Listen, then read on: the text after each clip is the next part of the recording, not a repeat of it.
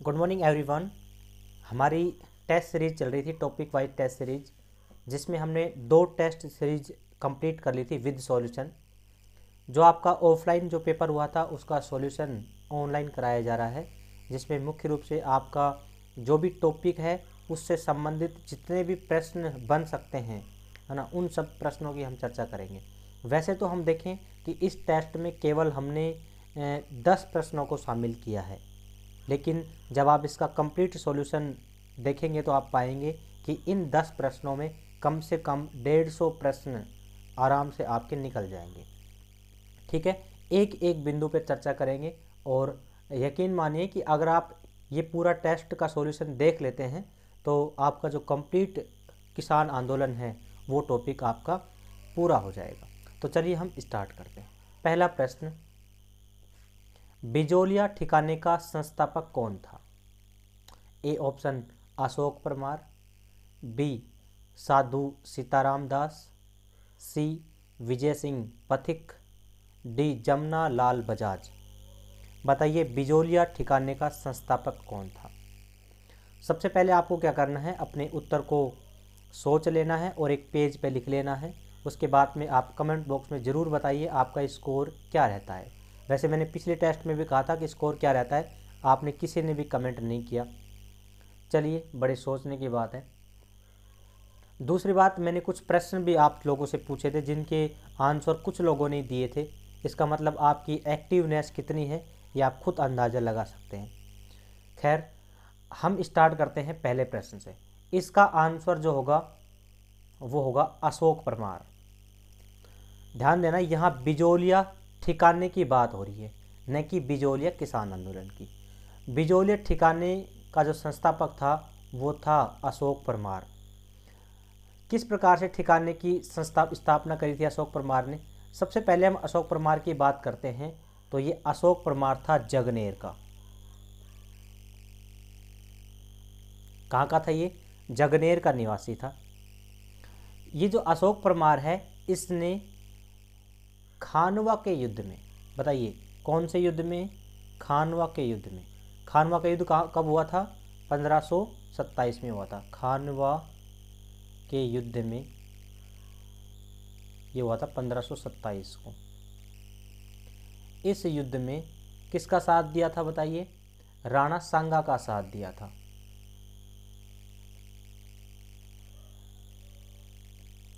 राणा सांगा का साथ दिया था।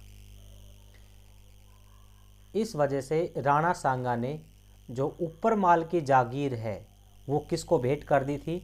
अशोक परमार को भेंट कर दी थी। ऊपर माल, ऊपर माल का पठार बताइए कहाँ से कहाँ तक है? आपको कमेंट बॉक्स में ज़रूर बताना है कि ऊपर माल का पठार कहाँ से कहाँ तक विस्तृत है।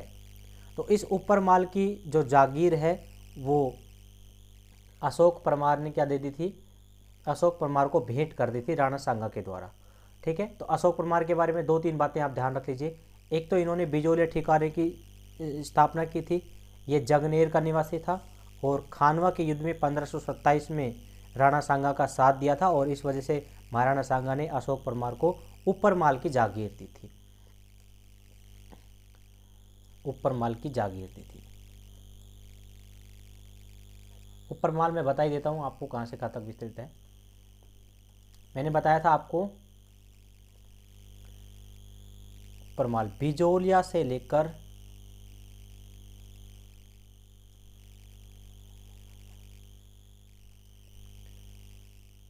एक मिनट, बिजोलिया से लेकर भैंसरोडगढ़,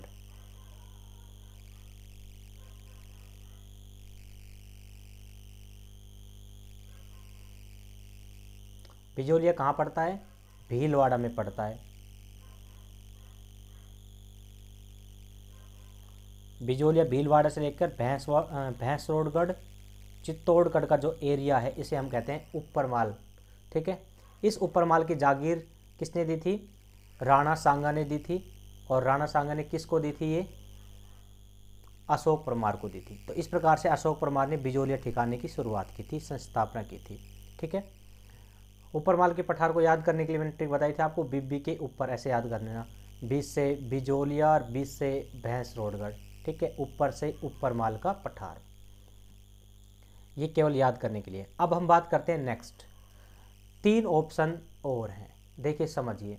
एक ऑप्शन है साधु सीताराम, एक विजय सिंह पथिक, एक जमनालाल बजाज। इनकी शुरुआत करने से पहले मैं एक बार बता देता हूँ आपको बिजोलिया किसान आंदोलन के बारे में कुछ बातें। सबसे इम्पोर्टेंट बात मैं हेडिंग लगा लेता हूँ, बिजोलिया किसान आंदोलन।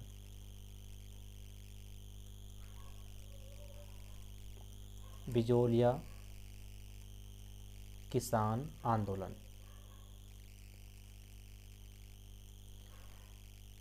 बहुत इंपॉर्टेंट आंदोलन है, इसको आपको बहुत अच्छे से याद करना चाहिए। देखिए सबसे पहले हम इसके डेट की बात कर लेते हैं। बिजोलिया किसान आंदोलन 1897 से लेकर 1941 तक चला था। डेट इंपॉर्टेंट है।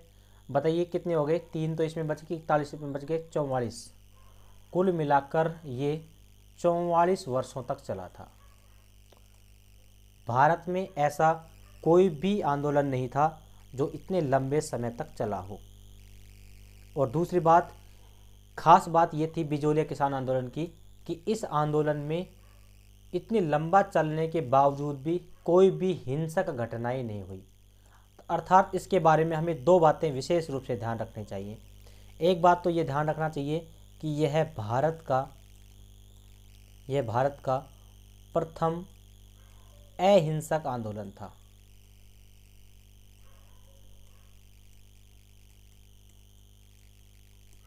भारत का प्रथम अहिंसक आंदोलन था, एक बात तो आपको ये ध्यान रखनी चाहिए।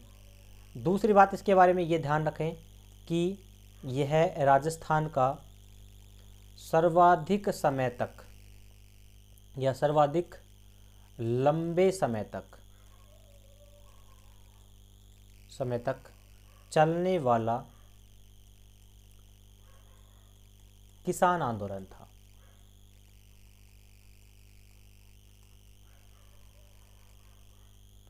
ठीक है, बिजोलिया किसान आंदोलन के बारे में 2 बातें इंपॉर्टेंटली ध्यान रखनी है। एक तो ये भारत का एकमात्र ऐसा या प्रथम ऐसा अहिंसक आंदोलन था, यानी कि यहाँ पर एक भी हिंसक घटनाएं नहीं हुई थी। दूसरी इंपॉर्टेंट बात कि ये बहुत लंबे समय तक चला था, और सर्वाधिक लंबे समय तक चलने वाला भी कौन सा आंदोलन है, ये बिजोलिया किसान आंदोलन है। ठीक है, कितने वर्षों तक चला था ये, तो ये चला था 44 वर्षों तक। क्लियर बात। अब यहाँ पर किसानों ने आंदोलन किया, और मुख्य रूप से जो यहाँ पर आंदोलनकारी थे वो किस जाति के किसान थे, यहाँ पर धाकड़ जाति के किसान थे। धाकड़ जाति के किसान थे, ये भी बहुत इंपॉर्टेंट है। किस जाति के किसान थे, धाकड़ जाति के किसान थे। ठीक है, बेंगू में भी वैसे धाकड़ जाति के ही किसानों ने आंदोलन किया था। आंदोलन करने का प्रमुख कारण क्या था, आंदोलन करने का प्रमुख कारण था मुख्य रूप से टैक्स में वृद्धि करना। यहाँ पर अगर हम बात करें तो 84 प्रकार के टैक्स लगते थे, 84 प्रकार के कर लगते थे। इनको भी ध्यान रखना कि यहाँ पर मेवाड़ में, बिजोलिया में कितने प्रकार के टैक्स लगते थे, 84 प्रकार के टैक्स लगते थे। ठीक है, बिजोलिया पड़ता कहाँ है, तो बिजोलिया जो स्थान पड़ता है ये पड़ता है भीलवाड़ा में। बताइए कहाँ पर पड़ता है, भीलवाड़ा में। और तत्कालीन हम बात करें तो ये मेवाड़ रियासत के अंतर्गत आता था। और क्या बातें हो सकती है इंपॉर्टेंट बिजोलिया के बारे में, तो बिजोलिया किसान आंदोलन की बात करें तो बिजोलिया किसान आंदोलन जो था ये 3 चरणों में संपन्न हुआ था। कितने चरणों में संपन्न हुआ था, 3 चरणों में संपन्न हुआ था। जिसमें से अगर हम बात करें प्रथम चरण की जो अध्यक्षता की थी वो की थी साधु सीताराम दास के द्वारा। ठीक है, प्रथम चरण बताइए कब से कब तक चला था, प्रथम चरण चला था 1897 जब ये स्टार्ट हुआ तब से लेकर 1915 तक। प्रथम चरण 1897 से लेकर 1915 तक चला, और इसकी जो नेतृत्व है मुख्य रूप से तो वो किसने किया था, साधु सीताराम दास के द्वारा किया गया था। अगर हम इसी के द्वितीय चरण की बात करें तो इसका जो दूसरा चरण है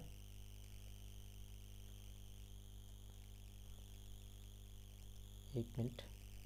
दूसरा चरण, दूसरे चरण की जो नेतृत्व किया था वो किया था विजय सिंह पथिक के द्वारा। द्वितीय चरण का नेतृत्व किसके द्वारा किया गया था? विजय सिंह पथिक के द्वारा। विजय सिंह पथिक ने जो एंट्री ली थी वो 1916 में ली थी। अर्थात अगर हम बात करें दूसरे चरण की तो दूसरा चरण चला था इसका 1916 से लेकर 1923 तक। ठीक है, दूसरे चरण की तिथि भी आप याद कर लीजिए, 1916 से 1923 तक। कितने चरणों में चला था? कुल मिला के 3 चरणों में चला था। और इसका जो तीसरा चरण था, तीसरा चरण, इस तीसरे चरण का नेतृत्व किसके द्वारा किया गया था? इस तीसरे चरण का नेतृत्व किया गया था जमना लाल बजाज के द्वारा। और तीसरा चरण कब से कब तक हुआ था? तो 1923 में ही खत्म हुआ। दूसरा वाला यहीं से स्टार्ट हो गया 1923 से लेकर, इंक चेंज कर लेता हूं पेन की, एक मिनट। ये चला था 1923 से लेकर और लास्ट 1941 तक। देखिए, हमने कहा बिजोलिया किसान आंदोलन 1897 से लेकर 1941 तक चला, कुल मिलाकर 44 सालों तक चला था। यह मुख्य रूप से 3 चरणों में संपन्न हुआ। प्रथम चरण 1897 से 1915 तक, नेतृत्व किसने किया? साधु सीताराम दास के द्वारा। दूसरा चरण 1916 से 1923, नेतृत्व किसने किया? विजय सिंह पथिक ने। और तीसरे चरण 1923 से 1941, नेतृत्व किसने किया? जमना लाल बजाज ने। 3 ऑप्शन क्लियर है। अब हम बढ़ते हैं थोड़ा सा आगे।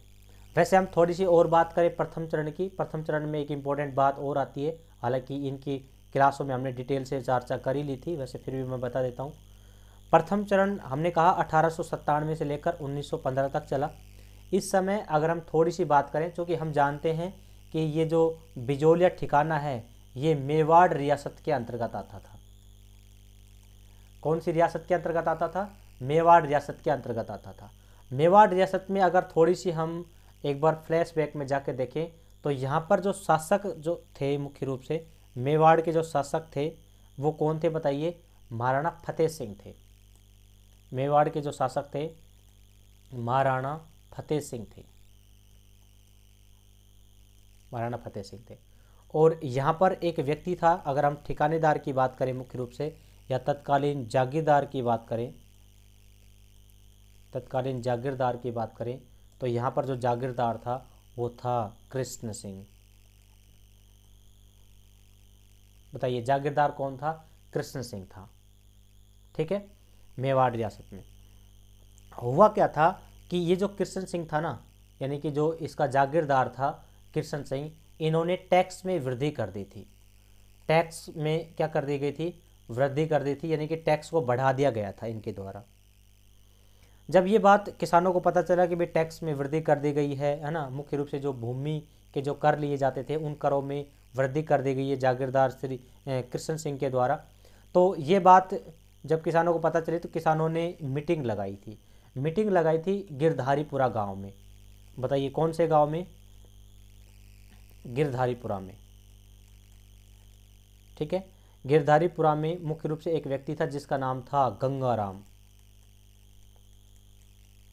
गंगाराम के घर पर, गिरधारीपुरा गांव में। ठीक है, गंगाराम के जो पिताजी थे उनकी मृत्यु हो गई थी और इसी के अवसर पर गंगाराम ने मृत्यु भोज का आयोजन किया था। इस पर बहुत सारे किसान आए थे। जब चर्चा हुई कि भी ऐसे से है ना टैक्स में वृद्धि कर दी गई, इसका कोई सॉल्यूशन निकाला जाए, तो इसका सॉल्यूशन निकालने के लिए जो यहाँ पर इकट्ठे लोग हुए थे उन्होंने कहा था कि भाई ऐसे तो सॉल्यूशन नहीं होएगा, एक काम करो कि आप ये जो कृष्ण सिंह ने ना, इनकी शिकायत महाराणा फतेह सिंह के पास कर दीजिए, यानी कि जो हमारे शासक हैं, जो राजा हैं, उनके पास इनकी शिकायत कर दीजिए कि ये तो ऐसे ऐसे टैक्स में वृद्धि कर रहा है, ऐसे किसान परेशान हैं। तो इस शिकायत को करने के लिए 2 व्यक्ति चुने गए थे मुख्य रूप से। एक व्यक्ति का नाम है नानजी पटेल, नानजी पटेल, और एक व्यक्ति का नाम था ठाकरी पटेल।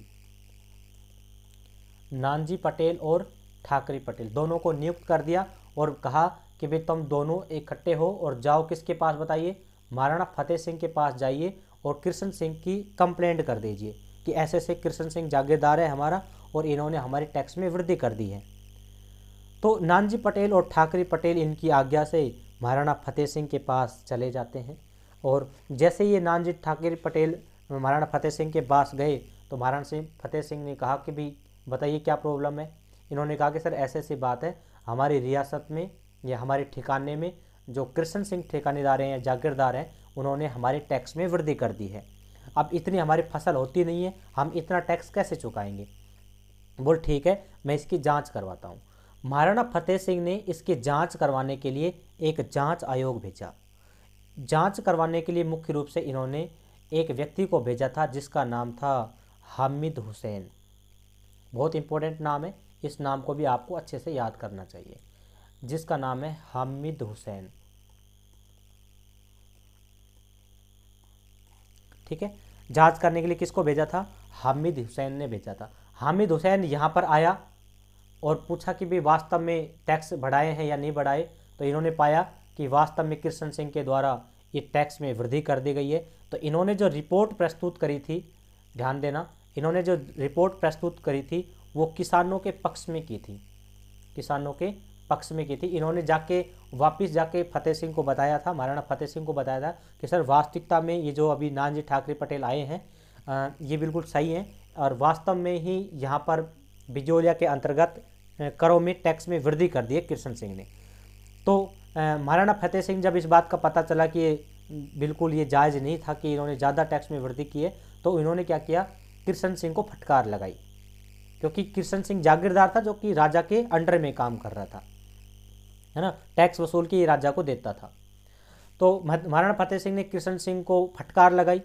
अब कृष्ण सिंह को गुस्सा आया कि भाई है ना, किसी ने तो हमारी चुगली खाई है राजा के पास जाके।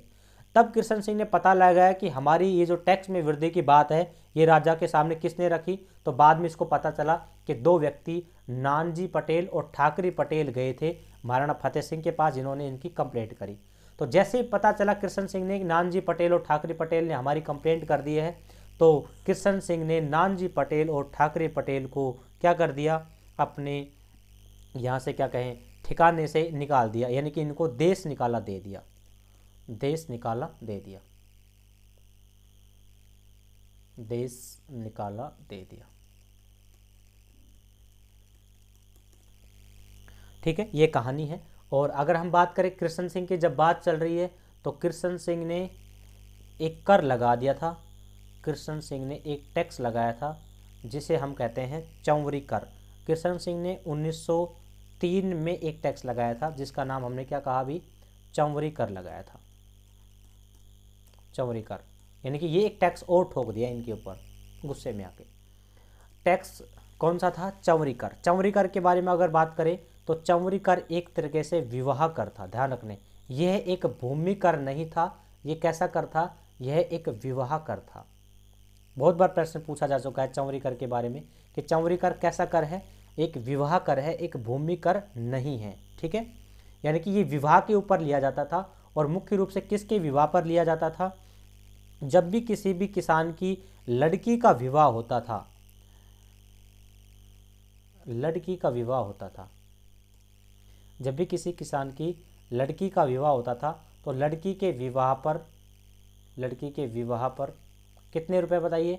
5 रुपए का टैक्स लिया जाता था, 5 रुपए का कर लिया जाता था, जिसे कहा जाता था चौवरी कर। बाद में समय गुजरा और 1906 में कृष्ण सिंह की मृत्यु हो गई। कृष्ण सिंह की मृत्यु जैसे ही हुई तो 1906 में ही एक नए जागीरदार आए जिसका नाम था, बताइए कौन सा? पृथ्वी सिंह। कृष्ण सिंह के बाद कौन आए? पृथ्वी सिंह। पृथ्वी सिंह जैसे ही नए जागीरदार आए तो इनका स्वागत किया और तलवार बांधकर इनको एक उत्तराधिकारी कर दिया गया, उत्तराधिकारी नियुक्त कर दिया गया। यानी कि ये जो अभी ठिकाना था आपका बिजोलिया ठिकाना, यहाँ पर अब कृष्ण सिंह नहीं टैक्स वसूलेंगे, अब टैक्स कौन वसूलेंगे? पृथ्वी सिंह, क्योंकि कृष्ण सिंह की तो 1906 में क्या हो गई थी? मृत्यु हो गई थी। उसके बाद में 1906 में ही पृथ्वी सिंह को नियुक्त किया गया एक तरीके से नए जागीरदार के रूप में। तो इनको तलवार बांधकर इनका स्वागत किया गया और तलवार बांधकर इनको क्या किया गया बताइए, जागीरदार नियुक्त किया गया। अब तलवार बंधाई में जो भी टैक्स, जो भी खर्चा लगा था, वैसे तो तलवार बंधाई का जो खर्चा होता था वो जागीरदार से लिया जाता था, यानी कि राजा जो भी खर्चा करता था इसके उत्सव में वो जागीरदार को, राजा को देना पड़ता था। अब चूंकि पृथ्वी सिंह नया नया बना था 1906 में, तो पृथ्वी सिंह ने सोचा कि यार अभी तो आपने कमाई भी नहीं करी है ना, और ऊपर से ये जो खर्चा लगा है उत्तराधिकारी या तलवार बंधाई का वो हमें राजा को देना पड़ेगा। तो पृथ्वी सिंह ने क्या किया, ये जो जितना भी वहन था, जितना भी खर्चा हुआ था तलवार बंधाई में, वो किसानों के ऊपर थोप दिया। यानी कि अब किसान जितना भी खर्चा हुआ था वो किसान उगा के आपस में और फिर राजा को देंगे, जागीरदार पृथ्वी सिंह को नहीं देना पड़ेगा। इस प्रकार के कर को कहा गया तलवार बंधाई कर। बताइए कौन सा कर, तलवार बंधाई कर, तलवार बंधाई कर। यहां से हमसे क्या पूछा जाएगा, हमसे दो प्रश्न पूछे जाएंगे कि बताइए चौरी कर एक कैसा कर था। चौरी कर एक विवाह कर था, सबसे इंपॉर्टेंट बात, ठीक है। चौरी कर किसने लगाया था, तो चौरी कर लगाया था कृष्ण सिंह ने। और चौरी कर कब लगाया था, तो चौरी कर लगाया था 1903 में। क्लियर। उसके बाद में दूसरा जो कर पूछा जाता है वो पूछा जाता है तलवार बंधाई कर। तलवार बंधाई कर एक कैसा कर था, तलवार बंधाई कर एक उत्तराधिकारी कर था। ध्यान दीजिए,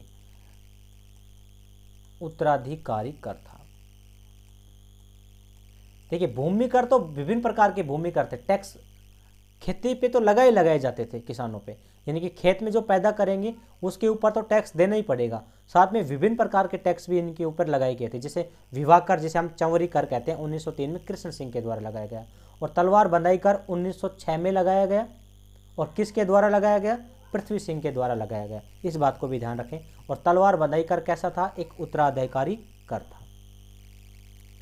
ठीक है, अब हम थोड़ा सा आगे बढ़ते हैं। तो मेरे हिसाब से आपका जो पहला प्रश्न है वो आराम से क्लियर हो चुका होगा, और इसी के साथ बिजोलिया जो आपका किसान आंदोलन है वो भी क्लियर हो गया होगा, क्योंकि ये जो प्रश्न पूछा था बिजोलिया ठिकाने के संस्थापक, ये बिजोलिया किसान आंदोलन से पूछा गया प्रश्न था। क्लियर। अब हम आगे बढ़ते हैं। दूसरा प्रश्न कि बताइए निम्न में से कौन बिजोलिया किसान आंदोलन से संबंधित द्वितीय जांच आयोग के सदस्य नहीं थे।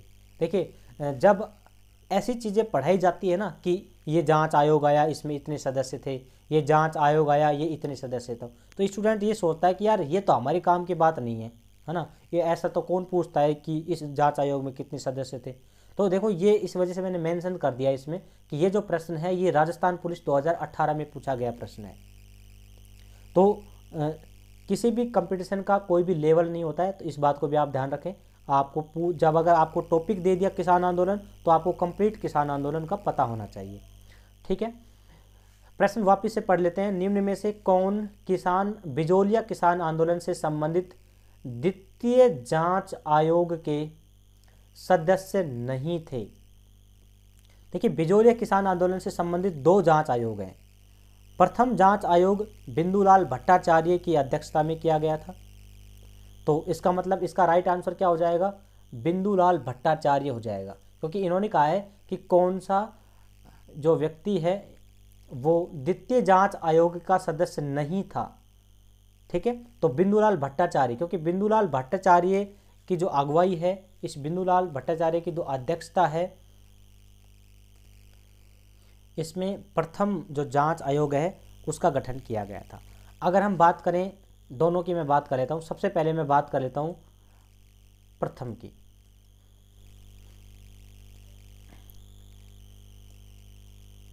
प्रथम जांच आयोग, प्रथम जांच आयोग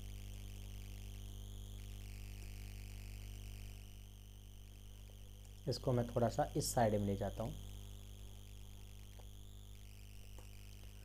प्रथम जांच आयोग, प्रथम जांच आयोग की बात करूं तो ये जांच आयोग कराया गया था 1919 में। 1919 में इसका गठन किया गया था, और प्रथम जांच आयोग में मुख्य रूप से 3 सदस्य थे। 3 सदस्य थे। ठीक है, पहला सदस्य, तीनों को मैं लिख देता हूँ, तीनों सदस्य आपको ध्यान रहने चाहिए। जब मैंने आपको आंदोलन पढ़ाया था तो मैंने कहा था कि आप 3 सदस्य को BAA से याद रखें। BAA, एक व्यक्ति का नाम है बिंदुलाल भट्टाचार्य।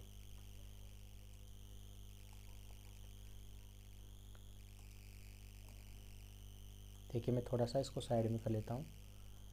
बिंदुलाल भट्टाचार्य, पहले व्यक्ति का नाम बताइए क्या है? बिंदुलाल भट्टाचार्य। बिंदुलाल भट्टाचार्य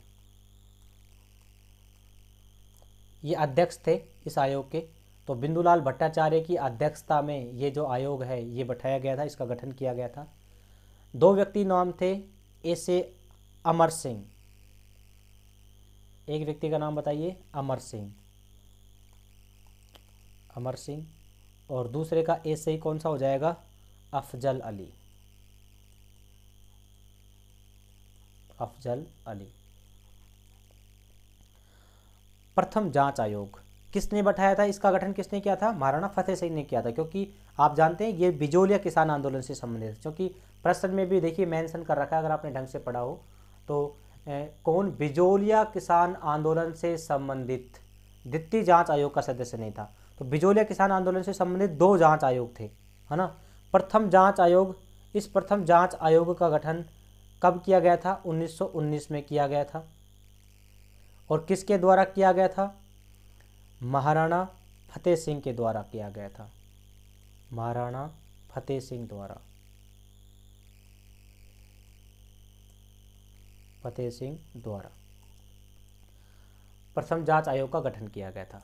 दूसरी बात इंपॉर्टेंट कि इस आयोग में कुल कितने सदस्य थे? तो इस आयोग में कुल 3 सदस्य थे।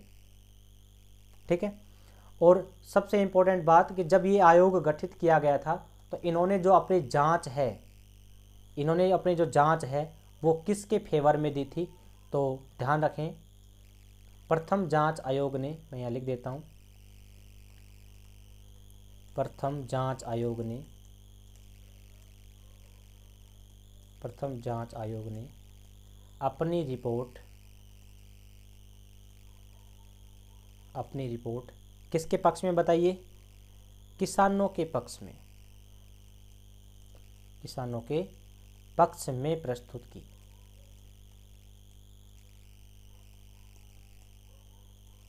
सबसे पहले तो हमें ये पता होना चाहिए कि ये जांच आयोग क्यों बैठाए गए थे। समझिए, जब बिजोलिया किसान आंदोलन की बात करें तो यहाँ पर 84 प्रकार के टैक्स लगाए गए थे, मुख्य रूप से जिनकी चर्चा हमने कर ली है।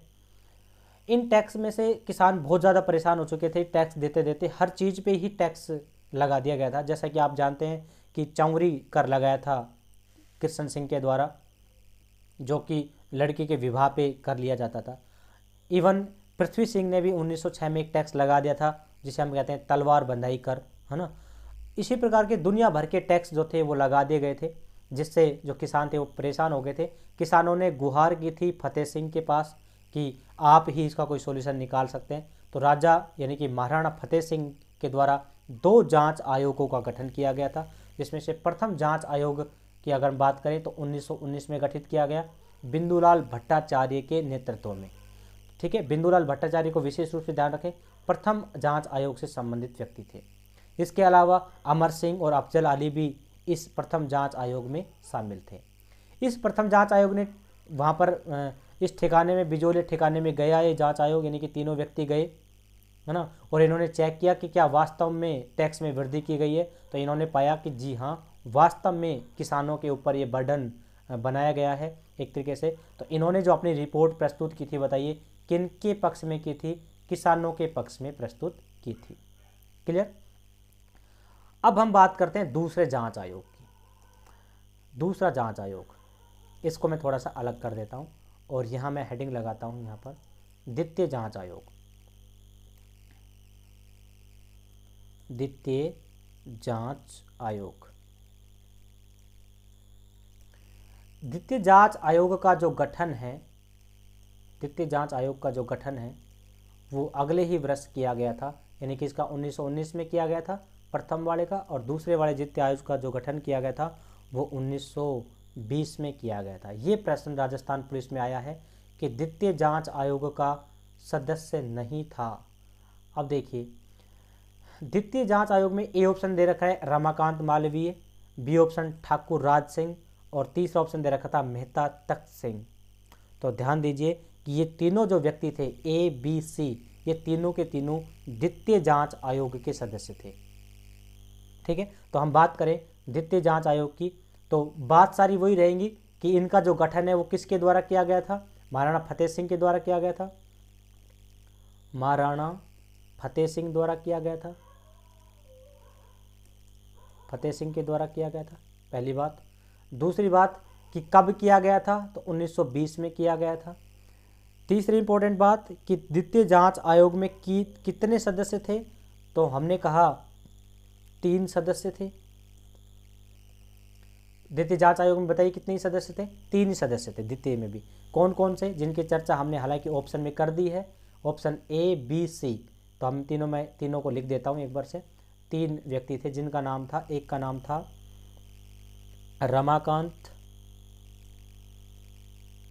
रमाकांत व्यास, दूसरे का नाम था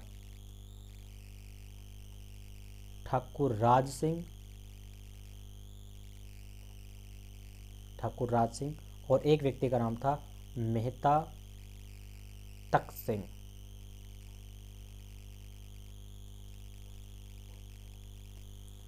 क्लियर, ये 3 व्यक्ति इसमें मुख्य रूप से शामिल थे इस जांच आयोग में। तो इस प्रकार से दोनों जांच आयोग आपको अच्छे से याद हो गए होंगे मेरे ख्याल से। ठीक है, ये कई जगह आपको रमाकांत व्यास मिल जाएगा, ये कई जगह आपको रमाकांत मालवीय भी मिल जाएगा, तो दोनों ही सही है, रमाकांत व्यास या रमाकांत मालवीय, दोनों ही सही है। ठीक है, ठाकुर राज सिंह और मेहता तख्त सिंह, ये तीनों के दोनों जो थे ये द्वितीय जांच आयोग से संबंधित थे, जबकि बिंदुलाल भट्टाचार्य प्रथम जांच आयोग से संबंधित था। ठीक है, अब हम बढ़ते हैं नेक्स्ट प्रश्न, तीसरे प्रश्न की ओर। प्रश्न बहुत इंपॉर्टेंट है, समझिए। 25 अप्रैल 1934 को कटराथल सीकर में किस महिला के नेतृत्व में शेखावाटी किसान आंदोलन में 10,000 से अधिक जाट महिलाओं ने भाग लिया? काफ़ी इंपॉर्टेंट प्रश्न है। ए ऑप्शन किशोर देवी के नेतृत्व में, बी ऑप्शन अंजना देवी के नेतृत्व में, सी ऑप्शन जानकी देवी के नेतृत्व में, और डी ऑप्शन नारायण देवी के नेतृत्व में। तो इसका जो आंसर होगा वो होगा किशोरी देवी के नेतृत्व में। 25 अप्रैल 1934 की घटना है, और स्थान बताइए कौन सा, कटराथल नामक स्थान। देखिए, 2 तो आपको वैसे ही मिल गया कि कटराथल में जो घटना हुई थी वो कब हुई थी, 25 अप्रैल 1934 में हुई थी। कटराथल कहाँ पड़ता है, तो कटराथल पड़ता है सीकर में। ठीक है, और मुख्य रूप से हम इसे कहते हैं शेखावाटी किसान आंदोलन। ठीक है, नेतृत्वकर्ता कौन थी, किशोरी देवी थी। किशोरी देवी की हम थोड़ी सी बात कर लेते हैं। किशोरी देवी चौधरी हरलाल की पत्नी थी, चौधरी हरलाल की पत्नी थी।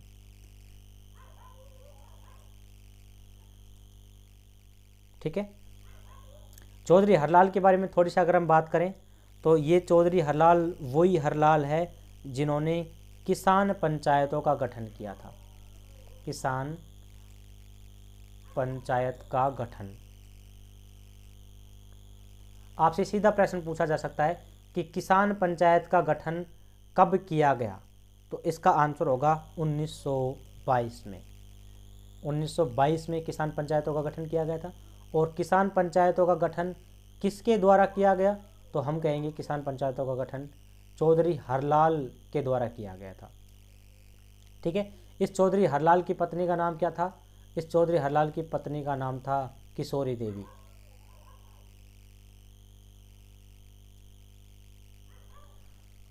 ठीक है, तो ये आपको थोड़ा सा ध्यान रखना चाहिए। इसको मैं थोड़ा सा अंडरलाइन कर देता हूँ ताकि आपको थोड़ा सा ध्यान रखें। किशोर देवी कौन थी, चौधरी हरलाल की पत्नी थी, और चौधरी हरलाल ने किसान पंचायत का गठन किया था 1922 में।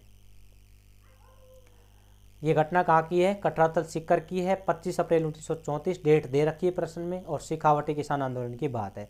हालांकि शेखावाटी किसान आंदोलन की हम थोड़ी सी और बात कर लेंगे। एक बात और ध्यान रखना इसी घटना के बारे में कि 25 अप्रैल 1934 को घटना हुई थी कटरातल सीकर में, है ना। ये काफ़ी बड़ी घटना थी एक तरह से।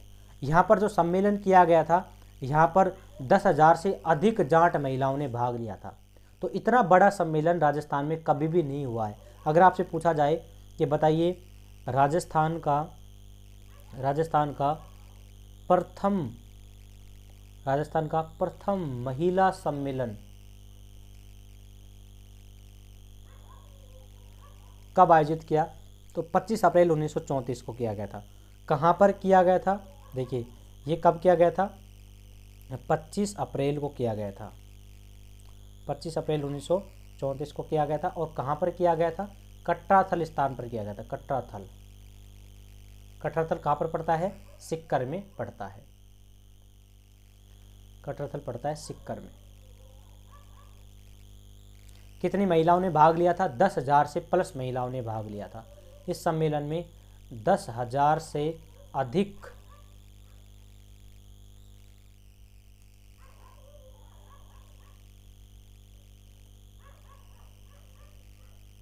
दस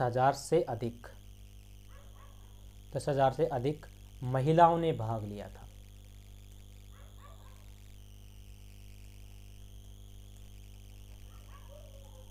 इसका नेतृत्व किसने किया था? तो यहाँ का जो नेतृत्व किया था वो किया था किशोरी देवी के द्वारा।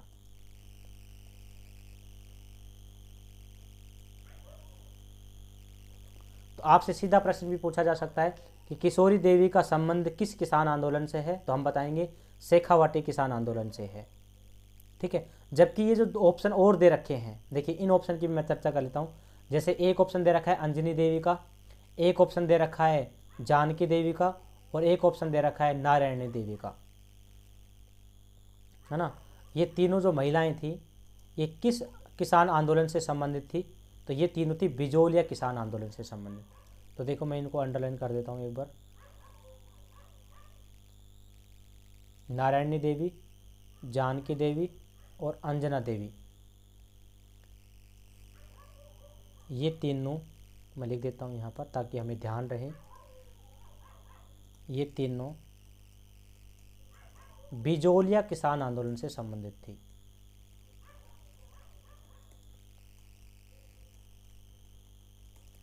किसान आंदोलन से संबंधित थी। ठीक है। इसके बाद में अगर आपसे ऑप्शन में दिया जाए रमाबाई, तो रमाबाई ध्यान रखना, रमाबाई शेखावाटी किसान आंदोलन से संबंधित थी। हालांकि जब ये टेस्ट लिया गया था तो आपको ऑप्शन में रमाबाई भी दिया गया था। तो इस बात को भी ध्यान रखें कि अगर रमाबाई और किशोरी देवी दोनों ऑप्शन में आए और आपसे पूछा जाए कि इसका नेतृत्व किसके द्वारा किया गया है, तो हमें बताना है किशोर देवी के नेतृत्व में, है ना, ये आंदोलन हुआ था। अगर रमाबाई भी ऑप्शन में देता है तो। हालांकि अगर मैं बात करूं इस शेखावाटी किसान आंदोलन की, तो किसान आंदोलन में 10,000 से भी अधिक महिलाओं ने भाग लिया था, है ना। तो यहाँ पर नाम को तो देखकर पूछ ही नहीं सकता है, तो एक पर्सनल नाम देगा आपको किशोरी देवी, क्योंकि ये जो नेतृत्व हुआ था वो किशोरी देवी के नेतृत्व में किया गया था।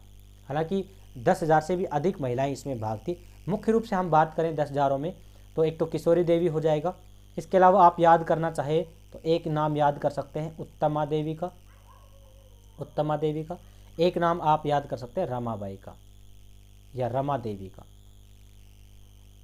तो ठीक है, रमा देवी, उत्तमा देवी, किशोरी देवी, इन तीनों का संबंध किस किसान आंदोलन से है? तो इन तीनों का है शेखावाटी किसान आंदोलन से। शेखावाटी किसान आंदोलन की हम थोड़ी सी डिटेल में बात कर लेते हैं। देखिए सबसे पहले हम यहाँ हेडिंग लगाते हैं शेखावाटी किसान आंदोलन।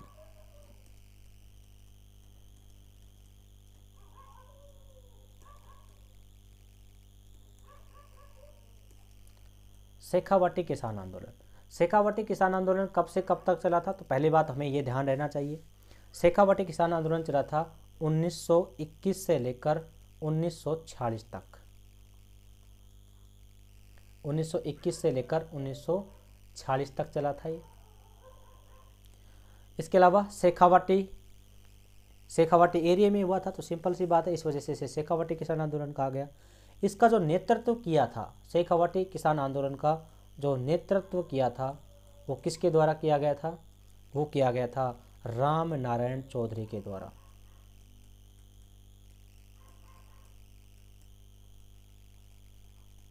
बताइए, शेखावाटी किसान आंदोलन का नेतृत्व किसके द्वारा किया गया था? राम नारायण चौधरी के द्वारा किया गया था। अगर हम शेखावाटी किसान आंदोलन की बात करें तो ये शेखावाटी की जो किसान आंदोलन है ये 5 पानों में फैला हुआ था, 5 पानों में फैला हुआ था।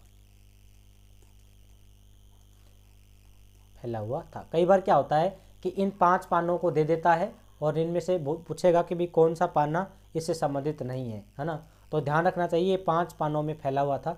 मुख्य रूप से हम बात करें तो एक पाना है नवलगढ़, दूसरा है डूंडलोद, ये याद रह जाए तो अच्छी बात है, अगर नहीं याद रहें तो कोई दिक्कत भी नहीं है, डूंडलोद। एक है मंडावा, ये शेखावाटी में पढ़ते हैं सारे, और 3 हो गए। इसके अलावा चौथे की हम बात करें, 4 नंबर, एक पड़ता है बिसाऊ, 1 2 3 4 नंबर पे पड़ता है बिसाऊ, और 5वां था वो था मलसीसर। ठीक है, तो ये कुल मिलाकर कितने पानों में फैला हुआ था?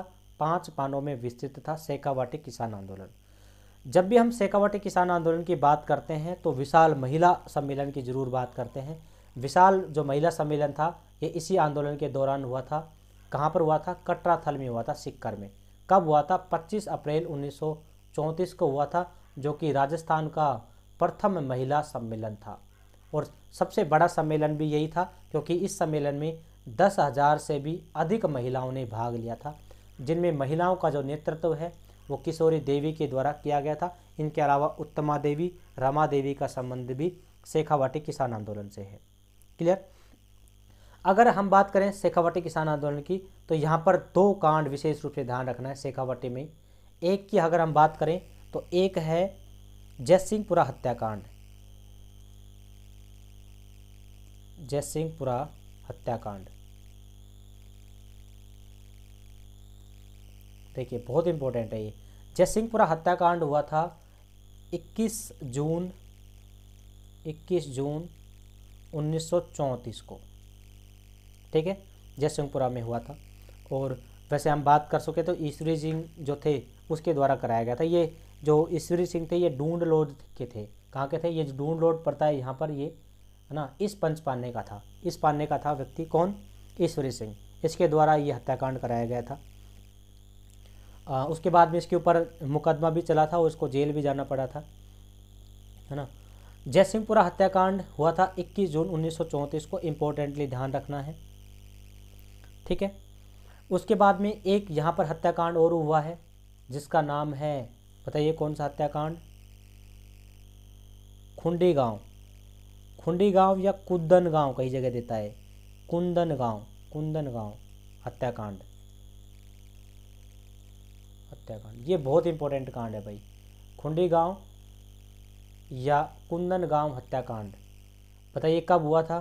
तो ये हुआ था 1935 में, जस्ट 1 साल बाद 1935 में हुआ था, 1935 में। इस कुंदन गांव हत्याकांड में मुख्य रूप से 4 किसान शहीद हुए थे। इन 4 किसानों को आप ध्यान में रखना है, 4 किसान शहीद। देखिए कौन कौन थे? मैंने कहा चेतराम, एक व्यक्ति का नाम था तुलछाराम,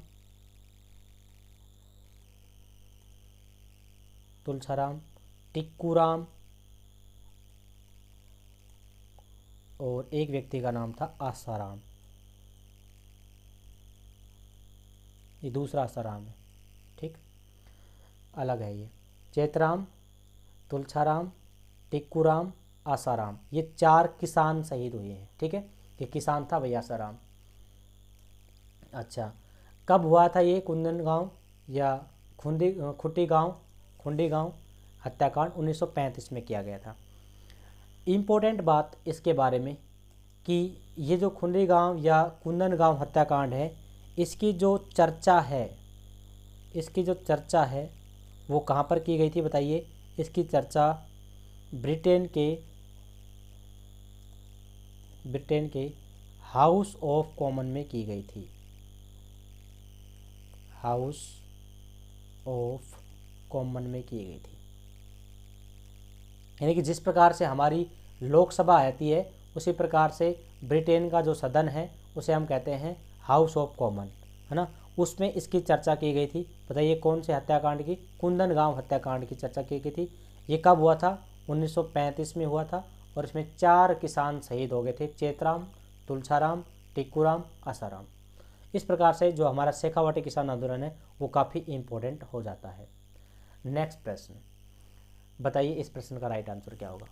रूपाजी धाकड़ और कृपाजी धाकड़ किस किसान आंदोलन में शहीद हुए थे? बहुत इंपॉर्टेंट प्रश्न है। रूपाजी धाकड़ और कृपाजी धाकड़ का संबंध किस किसान आंदोलन से है?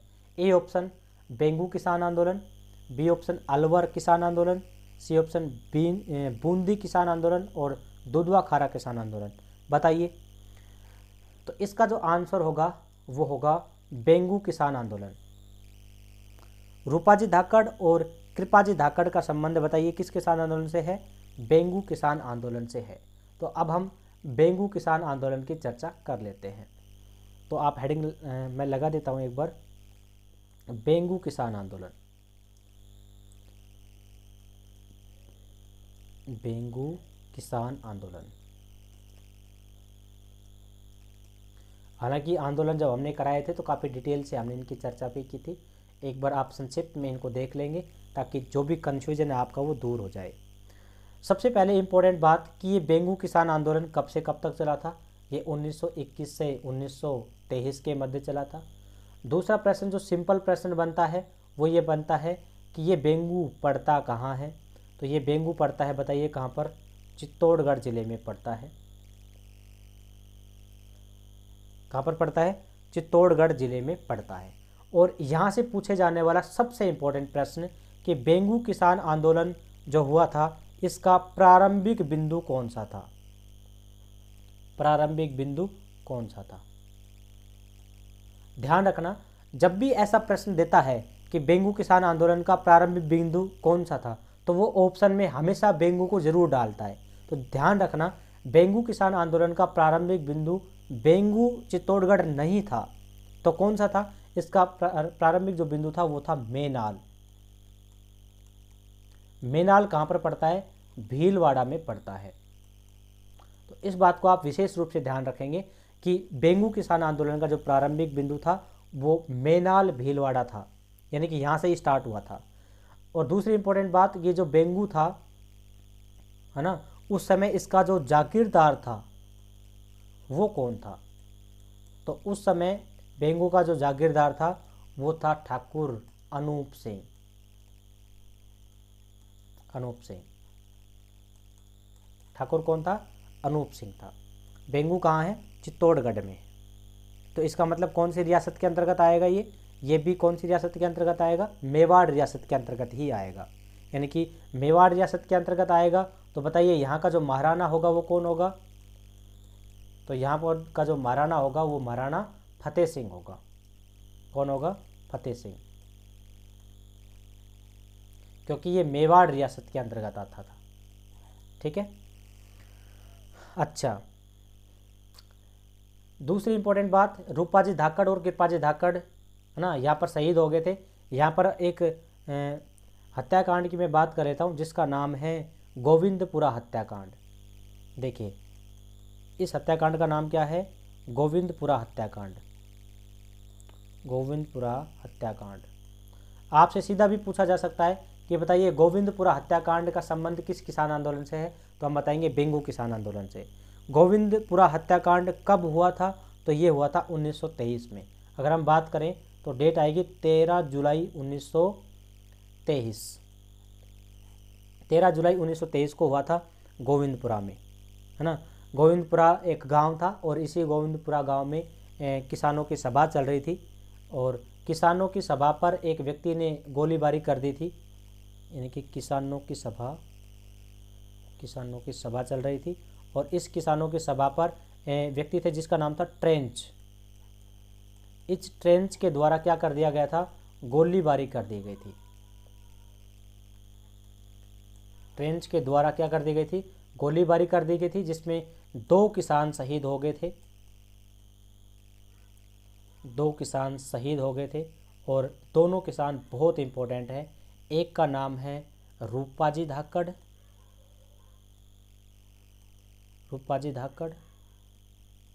और दूसरे का नाम है कृपाजी धाकड़। इसका मतलब आपको ये भी पता होना चाहिए कि ये जो बेंगू था यहाँ पर किस जाति के किसान थे, तो मुख्य रूप से यहाँ पर धाकड़ जाति के जो किसान थे इन्होंने इस आंदोलन में भाग लिया था।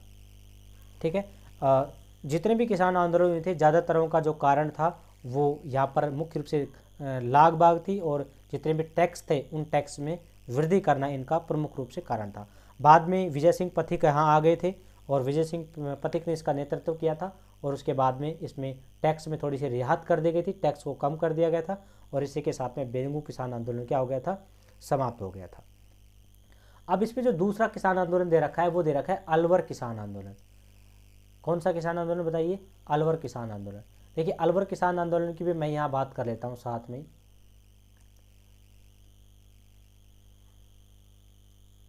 इसको मैं थोड़ा सा अलग कर देता हूँ ताकि ये मिक्सअप नहीं होंगे।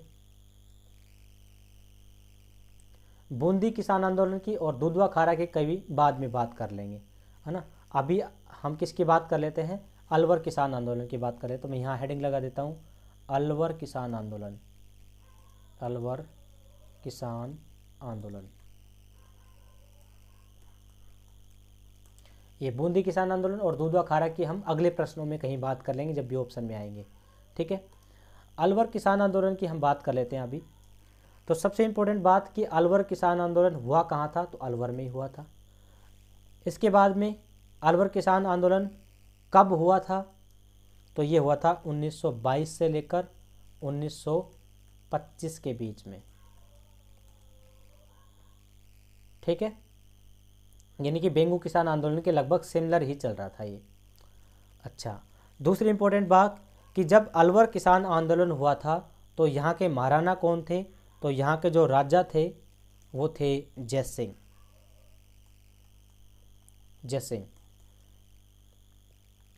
ठीक है, इस महाराजा जयसिंह ने क्या किया था, सूरों के जो एक तरीके से सूरों को जो मारना है उनके ऊपर प्रतिबंध लगा दिया था। यानी कि इनने क्या किया था, जंगली सुअरों को मारने पर प्रतिबंध लगा दिया था।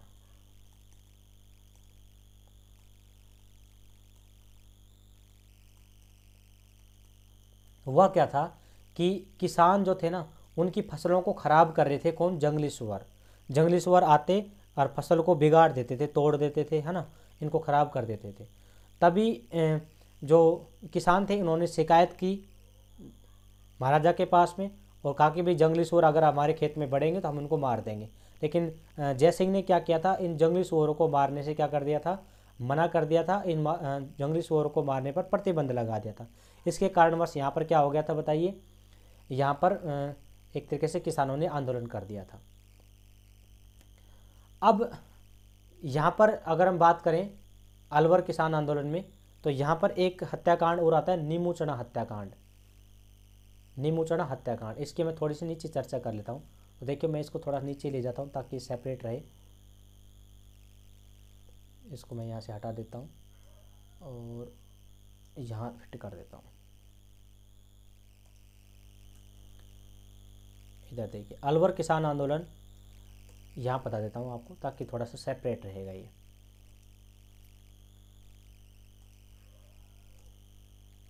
ऊपर वाला था, यहाँ तक खत्म हो चुका है। ठीक है, अब अलवर किसान आंदोलन 1922 से 25 तक राजा जयसिंह ने क्या किया, जंगली सुअरों को मारने पर प्रतिबंध लगा दिया था। किसान आवेश में आए और यहाँ पर आंदोलन स्टार्ट हो गए। यहाँ पर एक स्थान पड़ता है नीमूचना। नीमूचना, नीमूचना हत्याकांड कब हुआ था बताइए? ये हुआ था 14 मई 1925 को। 14 मई 1925 को हुआ था। नीमूचना जो पड़ता है ये अलवर में पड़ता है, ध्यान रखना। ये कहाँ पर पड़ता है? अलवर में पड़ता है नीमूचना। हुआ क्या था कि यहाँ पर किसानों की सभाएं चल रही थी और मुख्य रूप से यहाँ पर बहुत सारे किसान इकट्ठा हुए थे इस समस्या को लेकर कि यहाँ पर जंगली सुअर जो थे ये फसलों को खराब कर रहे थे, और उधर जयसिंह महाराजा ने इन जंगली सुअर को मारने पर प्रतिबंध लगा दिया था कि इनको मार भी नहीं सकते और इधर ये फसलों को खराब करे जा रहे हैं। किसानों को ये डर था कि भाई फसल तो खराब होगी, लेकिन जब हम टैक्स की बात करेंगे तो टैक्स तो हमें फिर भी देना पड़ेगा, क्योंकि कई बार क्या होता था, हमने कहा था पहले कि विभिन्न प्रकार की प्रथाएं चल रही थी, जैसे लाट्टा प्रथा, कूता प्रथा, इस प्रकार से कि खड़ी फसल के ऊपर ही अंदाज़ा लगा लिया जाता था कि इतनी फसल होगी और खड़ी फसल के आधार पर ही उनको टैक्स तय कर दिया जाता था। अब चूंकि खड़ी फसल के ऊपर ही टैक्स का आकलन कर दिया गया कि भी आपको 1 बीघा में 2 मन सरसों देनी है या 4 मन गेहूँ देने, इस प्रकार से। लेकिन बाद में पता चला कि सुअर तो इनको होने नहीं देंगे इतना, जब इतनी फसल ही नहीं होगी और टैक्स फिर भी हमें देना पड़ेगा, तो इस वजह से किसान चिंतित थे। किसानों ने सभा का आयोजन किया और बहुत सारे लोग इकट्ठा भी हुए थे। इसी जगह पर नीमूचना में जो किसान सभा हो रही थी, इन किसानों पर एक व्यक्ति थे जिसका नाम था छज्जू सिंह। बहुत इंपॉर्टेंट है इस नाम, इसको आप थोड़ा सा अच्छे से ध्यान रखना। छज्जू सिंह। इस छज्जू सिंह ने गोलीबारी करा दी थी, गोलीबारी करा दी, और इस गोलीबारी के दौरान लगभग 700 किसान शहीद हो गए थे। ध्यान रखना, कितने किसान शहीद हुए बताइए? 700 किसान शहीद हो गए थे। इसका मतलब काफ़ी बड़ा हत्याकांड था नीमूचना हत्याकांड। किसके द्वारा गोलीबारी कराई गई थी? छज्जू सिंह के द्वारा कराई गई थी। हाँ, एक रियासती समाचार पत्र चलता था और उस समाचार पत्र ने इसकी जो तुलना है वो जलियांवाला बाग हत्याकांड से की है। एक न्यूज़पेपर और चलता था जिसका नाम था यंग इंडिया समाचार पत्र। यंग इंडिया जो समाचार पत्र था वो महात्मा गांधी जी के द्वारा निकाला गया था।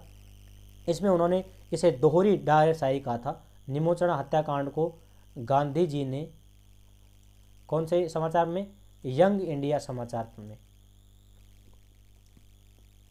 यंग इंडिया समाचार में, यंग इंडिया समाचार पत्र में क्या कहा था? दोहरी डायरशाही कहा था। यानी कि जो जनरल डायर था उन्होंने जलियांवाला बाग के ऊपर क्या किया था? हत्याकांड किया था। जलियांवाला बाग के ऊपर आपको घटना याद होगी बैसाखी के दिन वाली, तो जलियांवाला बाग के ऊपर उन्होंने फायरिंग करवा दी थी जिसपे बहुत सारे जो किसान थे वो शहीद हो गए थे वहाँ पे भी। इसी प्रकार की जो घटना है वो हमें अलवर में देखने को मिलती है, नीमूचना में। लेकिन ये यहाँ पर जो गोलीबारी कराई है बताइए किसने कराई है? छज्जू सिंह ने कराई है। तो ध्यान रखना, इस छज्जू सिंह को क्या कहा जाता है? इस छज्जू सिंह को कहा जाता है राजस्थान का जनरल डायर। राजस्थान का जनरल डायर कहा जाता है।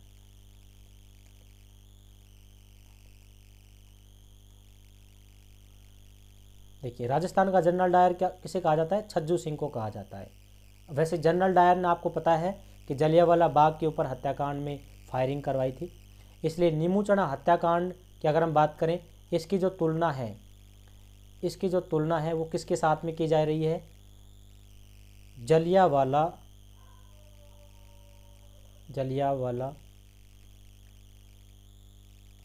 बाग हत्याकांड से। इसकी तुलना जलियांवाला बाग हत्याकांड से। ठीक है, तो इसकी नीमूचना हत्याकांड की तुलना तो किससे की जा रही है? जलियांवाला बाग हत्याकांड से। और छज्जू सिंह की तुलना किससे की जा रही है? जनरल डायर से। ठीक है, इसलिए छज्जू सिंह को क्या कहा जाता है? राजस्थान का जनरल डायर कहा जाता है। इस बात को थोड़ा सा आप ध्यान रखेंगे। ठीक है, ओके। अब हम थोड़ा सा आगे बढ़ते हैं नेक्स्ट प्रश्न की ओर। निम्न में से कौन सा हत्याकांड सुमेलित नहीं है? कौन सा हत्याकांड सुमेलित नहीं है? ए ऑप्शन कांगड़ा हत्याकांड, बी ऑप्शन डाबड़ा हत्याकांड, सी ऑप्शन जयसिंहपुरा हत्याकांड और डी ऑप्शन कुंदनगांव हत्याकांड। बताइए कौन सा ऑप्शन सुमेलित नहीं है? देखिए इस प्रश्न का जो राइट आंसर होगा वो होगा कांगड़ा हत्याकांड। कौन सा सुमेलित नहीं है यानी कि असुमेलित पूछा है इन्होंने, क्योंकि कांगड़ा जो हत्याकांड है वो 1925 में नहीं हुआ था। कांगड़ा हत्याकांड बताइए कब हुआ था? कांगड़ा हत्याकांड हुआ था 1946 में, ध्यान रखना। कांगड़ा हत्याकांड कब हुआ था? 1946 में हुआ था।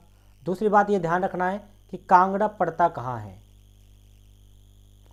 कांगड़ा कहाँ पर पड़ता है? तो कांगड़ा पड़ता है चूरू में। कांगड़ा हत्याकांड कांगड़ा पड़ता है चूरू में, ध्यान रखना। कहाँ पर पड़ता है? चूरू में। चूरू में एक तहसील है रतनगढ़, है ना। यहाँ पर इस रतनगढ़ में कांगड़ा नामक गांव पड़ता है और इसी गांव में किसान सभा के ऊपर अत्याचार किए गए थे, जिसे हम कहते हैं कांगड़ा हत्याकांड। कब हुआ था? 1946 में हुआ था। ठीक है। कांगड़ा हत्याकांड जब हम दुधवा खारा किसान आंदोलन पढ़ते हैं तो उस समय कांगड़ा हत्याकांड को पढ़ा जाता है। अब हम बात करते हैं एक एक की। जैसे सबसे पहले हम बात करते हैं डाबड़ा हत्याकांड की। तो डाबड़ा हत्याकांड हुआ था 1947 में, बिल्कुल सही है। डाबड़ा कहाँ पर पड़ता है? तो डाबड़ा पड़ता है डीडवाना में। डीडवाना कहाँ पड़ता है? नागौर में पड़ता है। डाबड़ा हत्याकांड 1947 में हुआ था, मुख्य रूप से 13 मार्च 1947 को हुआ था, डीडवाना नागौर में। ठीक है, यहाँ पर 10-12 लोग मारे गए थे कम से कम। इसके अलावा हम बात करें जयसिंहपुरा हत्याकांड की। देखिए जयसिंहपुरा हत्याकांड को हम पढ़ चुके हैं, जो कि हमने अभी कुछ देर पहले पढ़ा था, शेखावाटी किसान आंदोलन। शेखावाटी किसान आंदोलन में जयसिंहपुरा हत्याकांड को हमने पढ़ा था। जयसिंहपुरा हत्याकांड में मुख्य रूप से हमने कहा था कि जो ढूंढ लोट पंचपाना था, यहाँ के जो व्यक्ति थे जिसका नाम था ईश्वरी सिंह, इन्होंने यह हत्याकांड कराया था और बाद में ईश्वरी सिंह के ऊपर मुकदमा जलाया था और इसे जेल में भेज दिया गया था। ध्यान रखना, जयसिंहपुरा जो हत्याकांड है इसी समय ईश्वरी सिंह को भेजा गया था। तो इसका मतलब ये हुआ कि शासकीय वर्ग में से अगर कोई जेल में गया है तो एकमात्र वो व्यक्ति था, जो कौन था? ईश्वरी सिंह था। अगर हम ईश्वरी सिंह के बारे में कहें तो हम ऐसा कह सकते हैं कि यह प्रथम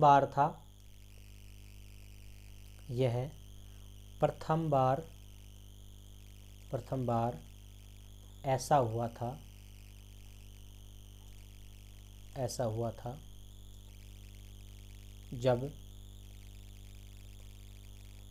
जब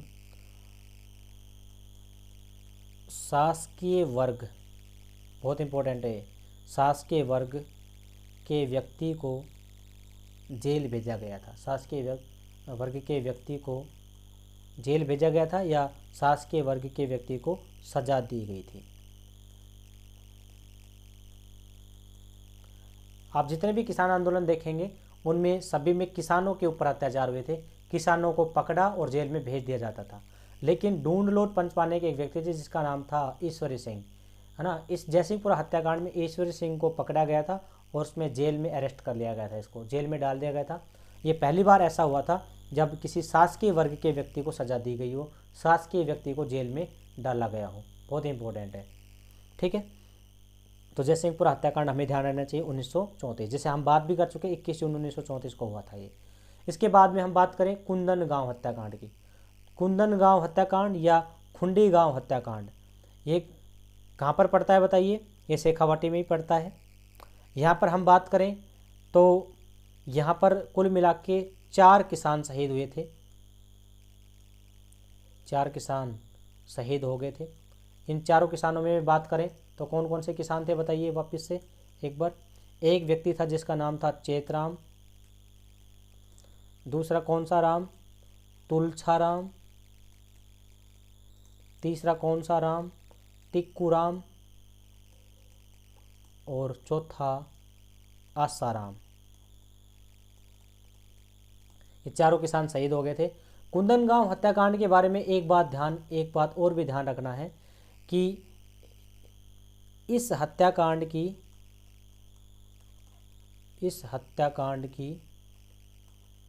चर्चा कहाँ पर की गई थी बताइए? ब्रिटेन की हाउस ऑफ कॉमन में की गई थी। हाउस ऑफ कॉमन में की गई थी।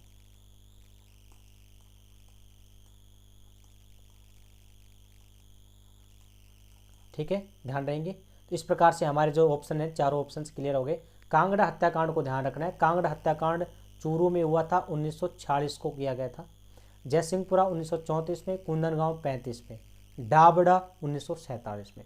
एक हत्याकांड है डाबी हत्याकांड, वो अलग है, डाबी बूंदी में हुआ था। ठीक है, नेक्स्ट प्रश्न, जकात आंदोलन। जकात आंदोलन 1938 किसके द्वारा चलाया गया था? देखिए, काफ़ी सिंपल सा प्रश्न है कि जकात आंदोलन किसके द्वारा चलाया गया था।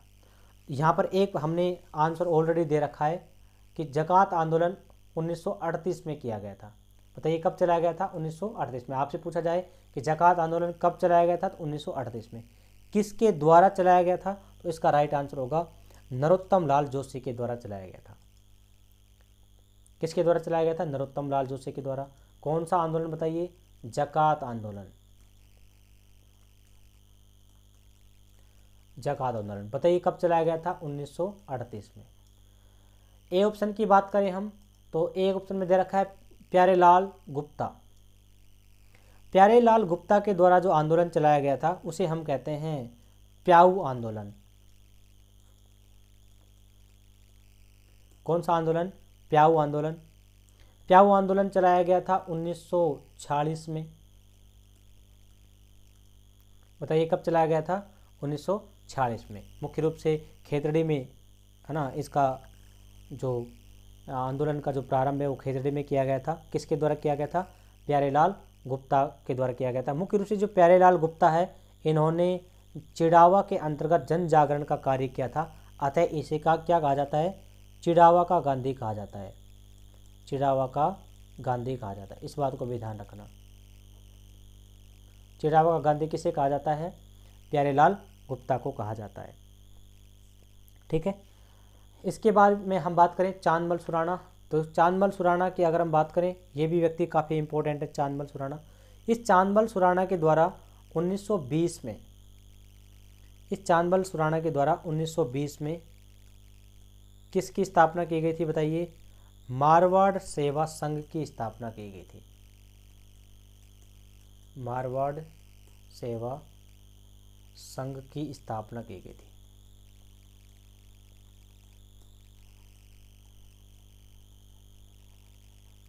ठीक है, तो हमारे इसमें भी सारे ऑप्शंस क्या हो गए? क्लियर हो गए। अब हम बढ़ते हैं नेक्स्ट प्रश्न की ओर।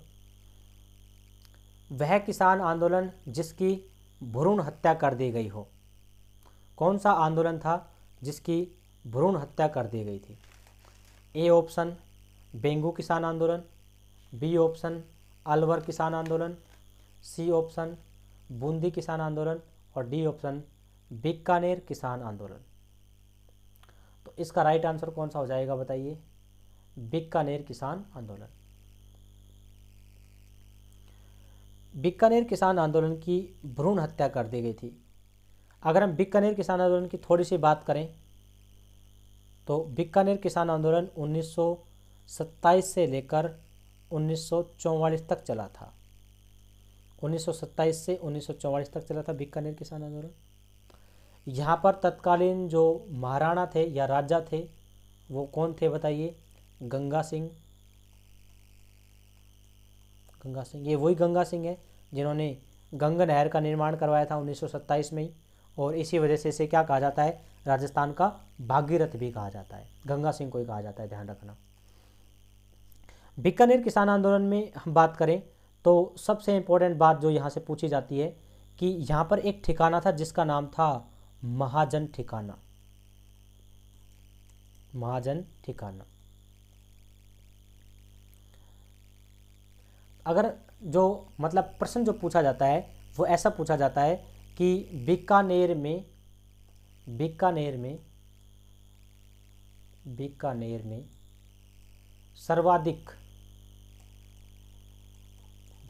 सर्वाधिक किस ठिकाने पर अत्याचार हुए थे? तो हम कह सकते हैं कि बीकानेर में सर्वाधिक महाजन ठिकाने पर अत्याचार किए गए थे।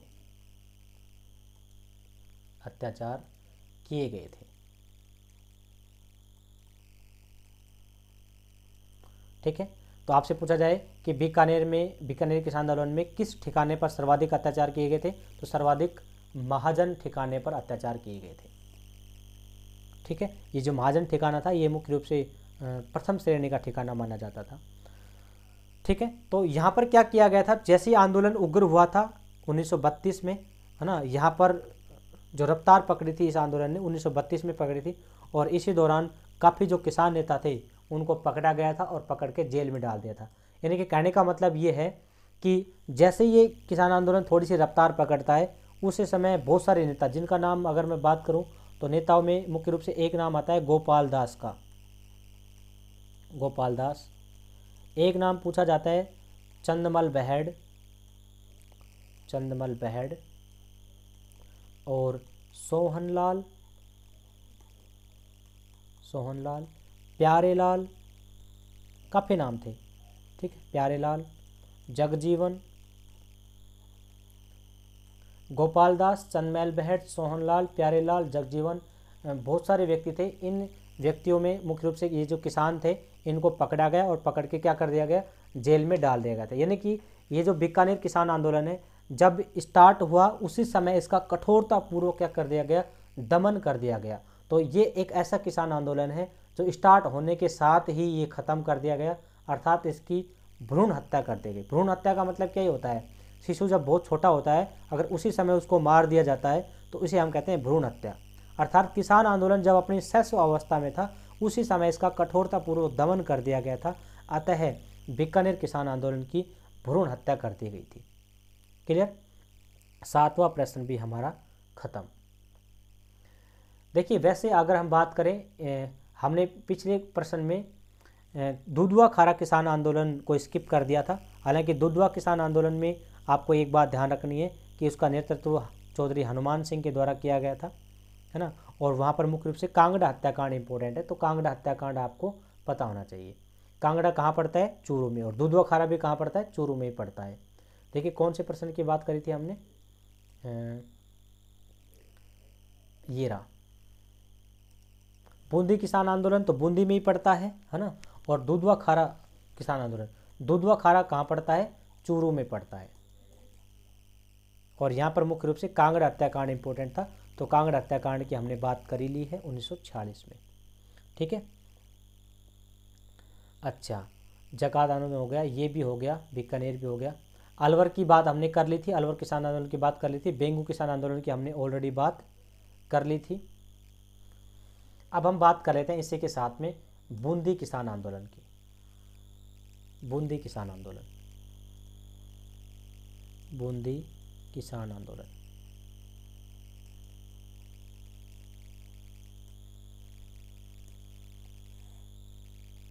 देखिए बूंदी किसान आंदोलन कब से कब तक हुआ, ये हुआ 1922 से लेकर 1927 तक।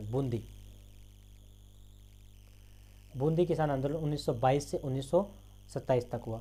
अगर हम बूंदी में बात करें तो यहाँ पर जो इनका नेतृत्व किया था किसान आंदोलन का, वो नेतृत्व किया था पंडित नैनूराम शर्मा के द्वारा। पंडित नैनूराम शर्मा के द्वारा किया गया था। ठीक है, और यहाँ पर जो संगठन काम कर रहा था वो कौन कर रहा था, राजस्थान सेवा संघ कर रहा था। अब इम्पोर्टेंट बात क्या है कि बूंदी जो किसान आंदोलन है, इस बूंदी किसान आंदोलन का जो प्रारंभिक बिंदु था वो कहाँ से किया गया था, यानी कि इसका जो प्रारंभ किया गया था बूंदी किसान आंदोलन का वो कहाँ से किया गया था। तो यहाँ पर एक स्थान पड़ता है बरड़ नामक स्थान से। बरड़ कहाँ पड़ता है, बूंदी में ही पड़ता है। तो इसका जो प्रारंभिक बिंदु था वो कौन था, बरड़ नामक स्थान था। ठीक है, अब बूंदी किसान आंदोलन को हम जब भी पढ़ते हैं तो हमेशा डाबी डाबी हत्याकांड को जरूर पढ़ते हैं। तो यहाँ पर आप एक हत्याकांड पढ़ेंगे जिसका नाम था डाबी हत्याकांड। बहुत इंपॉर्टेंट है डाबी हत्याकांड। डाबी हत्याकांड, डाबड़ा हत्याकांड अलग है, ध्यान रखना ना। डाबड़ा हत्याकांड को हम पहले पढ़ चुके हैं। देखिए मैं पिछले प्रश्न पे ले जाता हूँ अगर आपको। यहाँ पर हमने पढ़ा था डाबड़ा हत्याकांड। ये डाबड़ा हत्याकांड हमने पढ़ा था 1947 में डीडवाना नागौर के अंतर्गत। ये डाबड़ा हत्याकांड है नागौर में। जबकि डाबी हत्याकांड का जो संबंध है वो बूंदी किसान आंदोलन से है। ठीक है, तो डाबी कहाँ पड़ता है, सबसे इंपॉर्टेंट बात, डाबी पड़ता है बूंदी में। और दूसरी इंपॉर्टेंट बात कि डाबी हत्याकांड हुआ कब था, तो ये हुआ था 2 अप्रैल 1923 को। 2 अप्रैल 1923 को हुआ था ये। ठीक है, यहाँ पर वही किसानों की सभा चल रही थी और यहाँ पर जो पुलिस अधिकारी है उसका भी नाम आपको ध्यान रखना है। उस पुलिस अधिकारी के द्वारा यहाँ पर फायरिंग करी गई थी। पुलिस अधिकारी किसके द्वारा, इकराम हुसैन के द्वारा। इकराम हुसैन द्वारा क्या कराई गई थी, गोलीबारी कराई गई थी। और इस गोलीबारी में 2 किसान शहीद हुए थे। 2 किसान शहीद हुए थे। बताइए 2 किसान कौन कौन से थे। एक का नाम था नानक भील और दूसरे का नाम था देवालाल गुज्जर। आपसे जिस प्रकार से पूछा गया था कृपाजी धाकड़ का नाम, कि कृपाजी धाकड़ का जो संबंध है या रूपाजी धाकड़ का जो संबंध है वो किसी किसान आंदोलन से है, तो वहाँ पर हमने बताया था बेंगू किसान आंदोलन से। इसी प्रकार से आपसे पूछा जा सकता है कि नानक भील का और देवलाल गुज्जर का जो संबंध है वो किस किसान आंदोलन से है, तो इनका संबंध बूंदी किसान आंदोलन से है ना। और कौन से हत्याकांड से है, डाबी हत्याकांड से संबंध है इनका। डाबी हत्याकांड कहाँ पर हुआ था, तो बूंदी में हुआ था। और कब हुआ था, तो 2 अप्रैल 1923 को हुआ था। क्लियर। नेक्स्ट प्रश्न, ट्रेंच कमीशन। ट्रेंच कमीशन का संबंध किस किसान आंदोलन से है। तो ये प्रश्न तो शायद हम पढ़ ही चुके हैं पहले से ही, क्योंकि ट्रेंच ने ही गोविंदपुरा में हत्याकांड की घटना को अंजाम दिया था। गोविंदपुरा में जो घटना हुई थी 13 जुलाई 1923 को हुई थी, जिसमें 2 किसान शहीद हुए थे, रूपाजी धाकड़ और कृपाजी धाकड़। तो इसका मतलब ट्रेंच कमीशन का जो संबंध है वो बेंगू किसान आंदोलन से है। क्लियर। अलवर किसान आंदोलन की हमने बात कर ली, बिजोलिया किसान आंदोलन को हमने पढ़ ही लिया था, और बीकानेर किसान आंदोलन की हमने डिटेल से चर्चा कर ली थी। इसके साथ में बेंगू किसान आंदोलन की भी हमने डिटेल से चर्चा कर ली थी। ठीक है।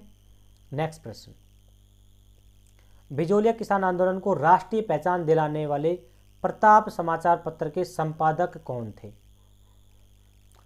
ए गणेश शंकर विद्यार्थी, बी बाल गंगाधर तिलक, सी विजय सिंह पथिक, डी माणिक्यलाल वर्मा।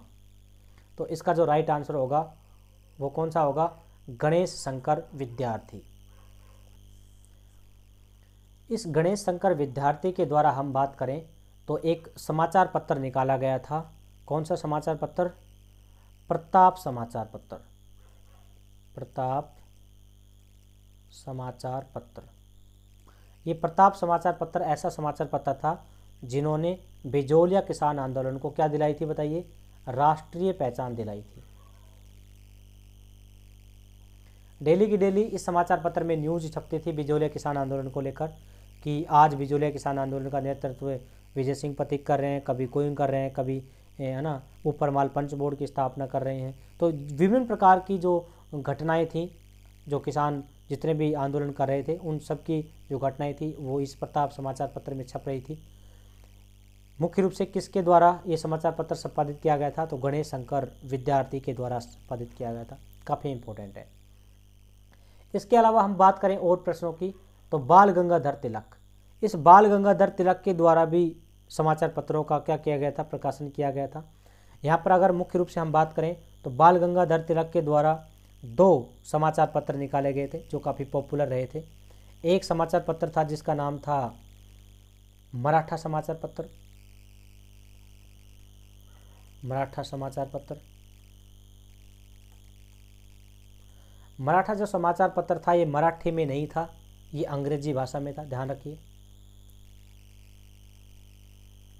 मराठा समाचार पत्र मराठी में नहीं था, अंग्रेजी में था।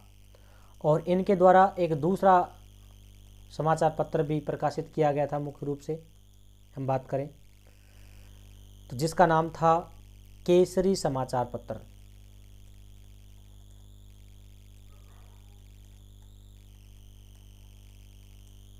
केसरी समाचार पत्र। केसरी समाचार पत्र कौन सी भाषा में था? मराठी भाषा में था।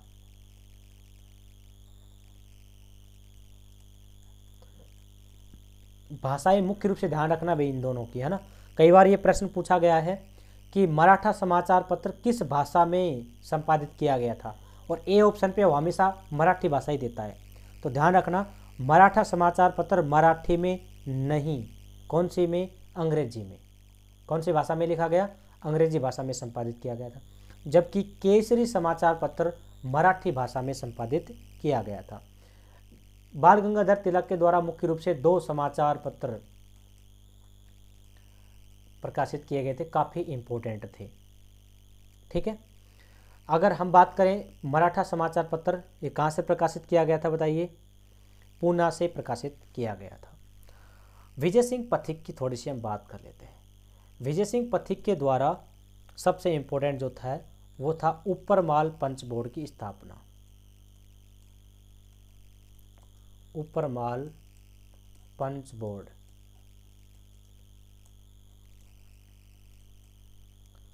तो पहला प्रश्न तो यही बनता है कि ऊपरमाल पंच बोर्ड की स्थापना किसके द्वारा की गई थी? विजय सिंह पथिक के द्वारा की गई थी। और कब की गई थी? तो 1917 में की गई थी। बताइए, ऊपरमाल पंच बोर्ड की स्थापना कब की गई थी? 1917 में की गई थी। तीसरी इंपॉर्टेंट बात कि ऊपरमाल पंच बोर्ड में कुल कितने सदस्य थे? तो आंसर आएगा 13 सदस्य थे। कितने सदस्य थे बताइए? कुल मिला के इसमें 13 सदस्य थे। अगर हम थोड़ी सी और बात करें विजय सिंह पथिक के बारे में, तो विजय सिंह पथिक के द्वारा भी समाचार पत्र का प्रकाशन किया गया था। उस समाचार पत्र का नाम था ऊपरमाल डंका, यानी कि इनके द्वारा जो समाचार पत्र थे, समाचार पत्र, उनकी हम बात कर लेते हैं। एक था ऊपरमाल डंका, ऊपरमाल डंका समाचार पत्र, और दूसरा का नाम था डंको समाचार पत्र।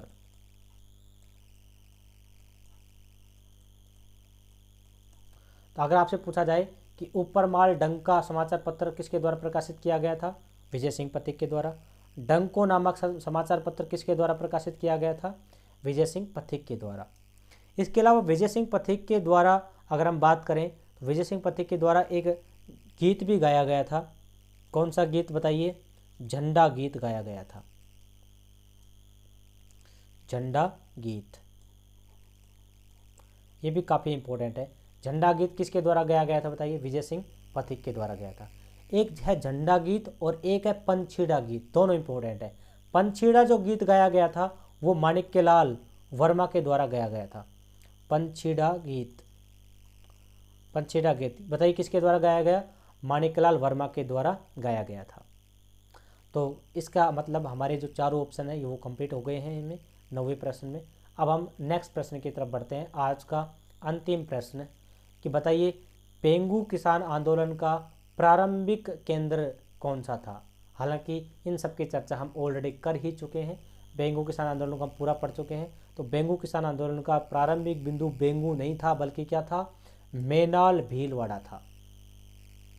ठीक है, तो इसके साथ ही जो हमारे 10 प्रश्न हैं वो कंप्लीट होते हैं। आई थिंक आपके काफ़ी प्रश्न सही हुए होंगे। आपको कमेंट बॉक्स में ज़रूर बताना है कि आपके कितने प्रश्न सही हुए, चाहे वो 1 हुआ हो या 9 हुए हों या 10 हुए हों, डजेंट मैटर, है ना। और दूसरी इम्पोर्टेंट बात कि आप पहले जब भी टेस्ट को देवें तो सबसे पहले उस संबंधित टॉपिक को पहले से रेडी रखें, है ना। अगर उसको एक बार आप पहले से पढ़ लेंगे, उसके बाद अगर आप समझेंगे तो पूरा रिवीजन वापस से भी आपका हो जाएगा। ठीक है, तो आज की क्लास में इतना ही है। Thank you.